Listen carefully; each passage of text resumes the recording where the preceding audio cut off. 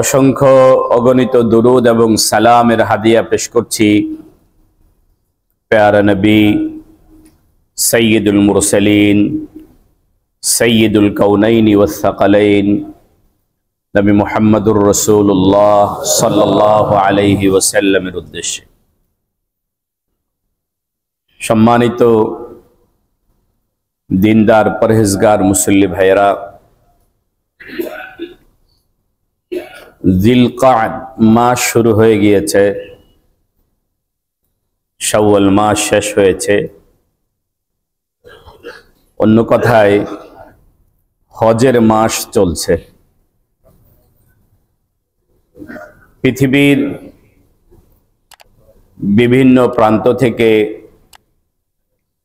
আল্লাহ পাকের আশিকরা আল্লাহ রাব্বুল আলামিনের ঘরের দিকে ছুটে চলছে। যার যেভাবে সম্ভব হচ্ছে সে সেভাবে যাচ্ছে। ইচ্ছা হয়েছে হজ, বাইতুল্লাহ, মক্কা, মদিনা বিষয় নিয়ে কিছু কথা আপনাদের সামনে রাখবো। আল্লাহ পাক রব্বুল আলামিন তৌফিক দান করেন, বলেন না আমিন। কিন্তু আলোচনা শুরু করতে গিয়ে কোথা থেকে শুরু করব? একটা আলোচনা প্রস্তুত করতে বেশ অনেক ফিকির করতে হয়। চিন্তা করতে করতে আসলো যে বাইতুল্লাহ তে আমরা ছুটছি, এই ঘরের যিনি মালিক, ওই মালিকের মোহাব্বতটা যত বেশি প্রগাঢ় হবে, মালিকের মোহাব্বতটা যত বেশি গভীর হবে, বাইতুল্লাহর প্রেম তত বেশি গভীর হবে। যদি ঘরের মালিকের প্রেম যদি দিলে না থাকে, তাহলে ঘরের প্রেম দিলে বসবে না।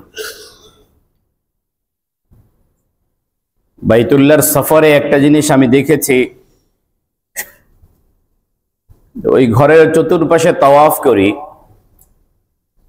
তাওয়াফের মাকসাদ তো হলো ঘরের মালিককে তালাশ করা।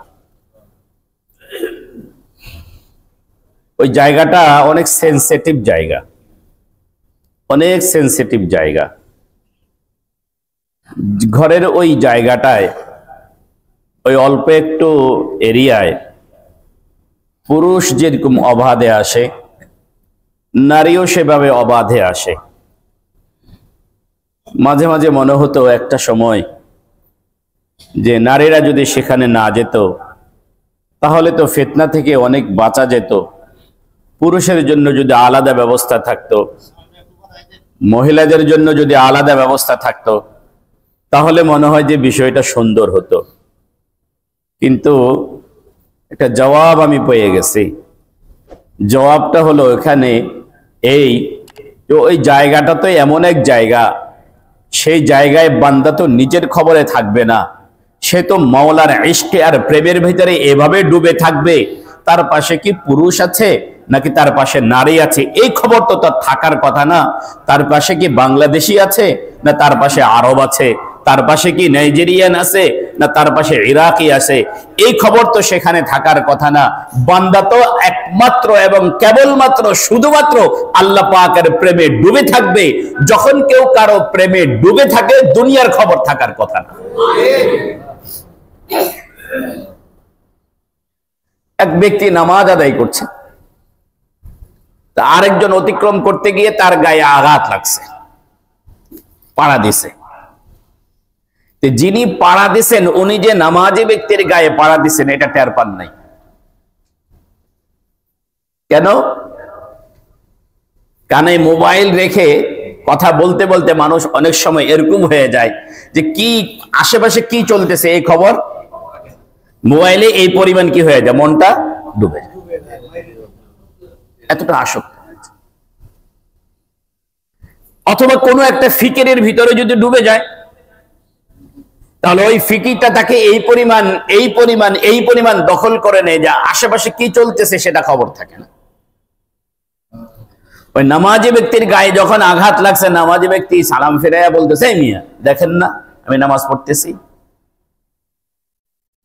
তখন ওই পাড়া দেওয়া ব্যক্তি বলল, দুনিয়ার একজন নারীর প্রেমে পড়ে আমি এতটাই বিভোর হয়ে গেছি যে আমি নামাজের গায়ে পাড়া দিলাম না, কোথায় পাড়া দিলাম এই খবর আমার নাই। তুমি রব্বুল আলামিনের কুদরতি কদমে সেজদা দিয়ে তুমি কিভাবে জানলা আমি তোমাকে পাড়া দিলাম? কিসের প্রেম তোমার?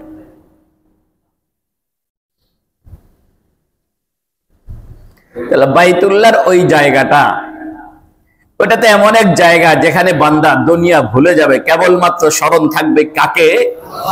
আল্লাহ।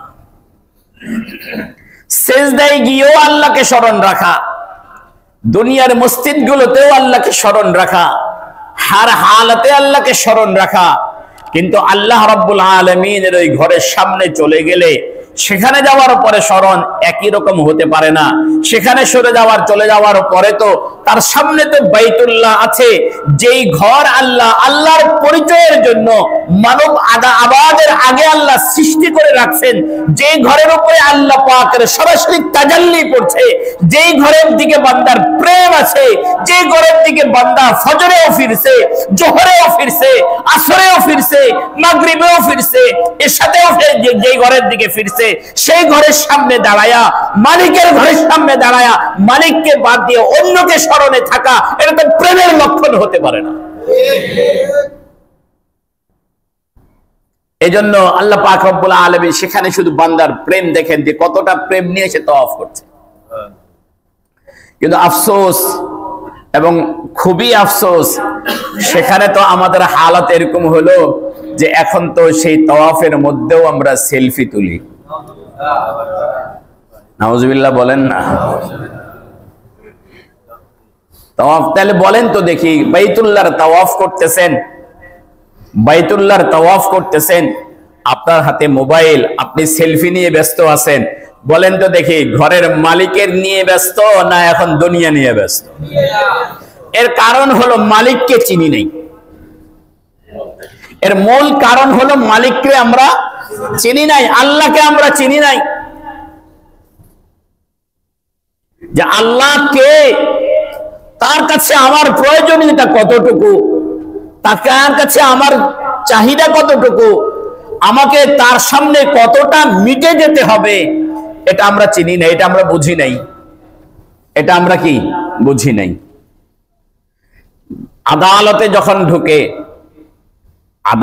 যখন ঢুকছেন, বিচারকের আজমত, বিচারকের বড়ত্ব যখন আপনি বুঝছেন, তখন আদালতে আপনি এমন ভাবে চলেন যাতে আপনাকেও বেয়াদব না বলে, এই আদালতের সম্মানও যেন ক্ষুণ্ণ না হয়। কিন্তু একজন ছোট্ট বাচ্চা, 7 বছরের বাচ্চা যদি আদালতে ঢুকে, 6 বছরের বাচ্চা যদি আদালতে ঢুকে, সেও তো আপনার মতো ভদ্রভাবে দাঁড়িয়ে থাকবে কেন? সে পুরো আদালত না নিজের ঘর, সেটা সে কি করবে না, বুঝবে না। যেহেতু বিচারকের পরিচয় তার কাছে নাই, যেহেতু আদালতের পরিচয় তার কাছে নাই, এই কারণে এই দরবারে আসলে, এখানে আসলে কিভাবে ভদ্রতা বজায় রাখতে হয় সে সেটা জানে না। সে তার মতো করে চলতে থাকে, সেখানে বসেও সে বিভিন্ন রকমের দুষ্টমি করে। এর কারণ হলো বিচারককে সে চিনে নাই। আপনি চিনছেন, এই কারণে আপনি সম্মান প্রদর্শন করেন। এ চিনে নাই, এই কারণে সে সম্মান প্রদর্শন করে না। আমরা যখন মসজিদে আসি, আসার পরে মসজিদের যারা মসজিদ কি জিনিস এটা যারা বুঝি, এরা আমরা মসজিদের ওয়াকার রক্ষা করার চেষ্টা করি, মসজিদের সম্মান বজায় রাখার চেষ্টা করি। কিন্তু ছোট্ট বাচ্চাকে যখন সাথে করে নিয়ে আসেন, সে দৌড়াদৌড়ি করে, সে মসজিদের সেই আদব সে বুঝে না। এর কারণ হলো সে মসজিদ চিনে নাই। আপনি মসজিদ চিনছেন, আপনি চিনছেন বিধায় আপনি মসজিদের সম্মান রাখছেন, সে চিনে নাই বিধায় সে সম্মান রাখার বিষয়টাও তার মাথায় আসে নাই। যদি সত্যিকার অর্থে আমরা আল্লাহকে যদি চিনতাম, যদি সত্যিকার অর্থে আমরা যদি আমাদের মালিককে যদি চিনতাম, সত্যিকার অর্থেই যদি আমরা আমাদের রবকে যদি চিনতাম, তাহলে রবের ঘরের সামনে গিয়ে দুনিয়ার খবর আমাদের থাকতো না। মালিকের ঘরের সামনে গিয়ে আমরা সেলফি তোলাই ব্যস্ত হতে পারতাম না। যেহেতু আমরা কাকে চিনি নাই বলেন? মালিককে চিনি নাই, আল্লাহকে চিনি নাই, আল্লাহকে চিনি নাই, আল্লাহকে চিনি নাই। আল্লাহকে আমরা চিনি নাই। আল্লাহ রাব্বুল আলামিন এই সৃষ্টি জগৎকে সৃষ্টি করার পরে মানুষকে সৃষ্টি করার পরে আল্লাহ পাকের পরিচয় জানা কতটা জরুরি বোঝার চেষ্টা করেন। এই মানুষকে সৃষ্টি করার পরে পৃথিবীতে প্রেরণের আগেই, মানুষকে সৃষ্টি করার পরে দুনিয়াতে পাঠানোর আগে ওই জান্নাতের ওই জায়গায় কিয়ামত পর্যন্ত আনেওয়ালা প্রত্যেকটা মানুষের রূহগুলোকে সৃষ্টি করে, মূল মানুষকে সৃষ্টি করে জান্নাতি এবং জাহান্নামী সবাইকে একসাথে জমা করে সবার আগে সর্বপ্রথম আল্লাহ নিজের পরিচয় দিয়েছেন।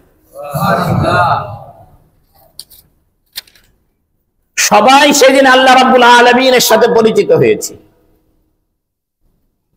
আল্লাহ রাব্বুল আলামিন সেদিন আমাদেরকে জিজ্ঞাসা করেছেন, আলাস্তু বিরাব্বিকুম, আমি কি তোমাদের রব নই? সর্বপ্রথম বান্দার সাথে আল্লাহ পাকের পরিচয় হলো রব দিয়ে। কোন শব্দে বলেন? রব শব্দে। সর্বপ্রথম আল্লাহ পাক আমাদের সাথে পরিচিত হচ্ছেন, তিনি আমাদের রব। আল্লাহ পাক রব্বুল আলামিন দুনিয়াতে পাঠানোর আগেই আমাদেরকে তার পরিচয় দিয়ে দুনিয়াতে পাঠাইছেন। এরপরে আল্লাহ রব্বুল আলামিন আমাদেরকে দুনিয়াতে পাঠাইতে আল্লাহ পাকের পরিচয়টা আমাদের দিলের ভিতরে যেন মজবুত থাকে, দিলের ভিতরে যেন চলে আসে। আমাদের তবিয়তের মূল উপাদান হলো আল্লাহ পাকের পরিচয়। কুল্লু মাউলুদিন ইউলাদু আলাল ফিতরাহ।